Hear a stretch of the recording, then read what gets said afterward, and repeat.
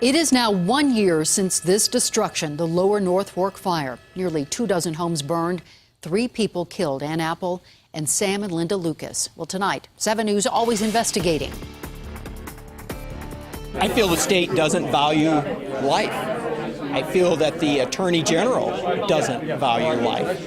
Sam Lucas's parents were killed in the fire, and 1 year later, he is no closer to putting the tragedy behind him. 7 News reporter Marshall Zellinger is live. Marshall, the survivors don't consider today an anniversary. And they're calling it the 1 year mark, and they're marking it with this letter, which I've put on the screen. It details why the survivors spent their 1 year mark at the Capitol. It details how they want justice from the AG, the Attorney General, and how they want restitution with an apology.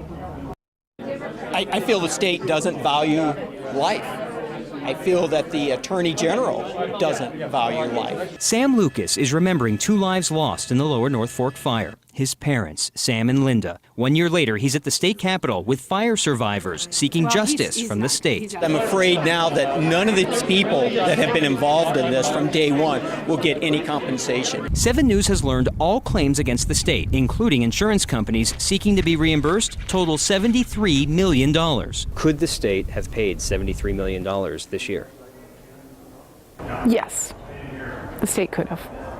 I'm not sure the state will be able to next year. State Representative Sherry Giroux sits on the Budget Committee and tells 7 News all the money Colorado has through June 2014 is already spoken for. There is no money in this budget cycle for the Lower North Fork fire victims. These survivors were promised real-time compensation through a state claims board process. Instead, they've been stuck in court, fighting Attorney General John Suthers to have their claims heard. I don't believe he deserves to be called a public defender. We wanted answers from Suthers. Last week, he canceled an interview citing security concerns. Today, through his spokeswoman, we were told he's not available for a Channel 7 interview. For the fire victims, they have no plan of giving up. I think the fact that you see all these people here today shows you that we're gonna hang on.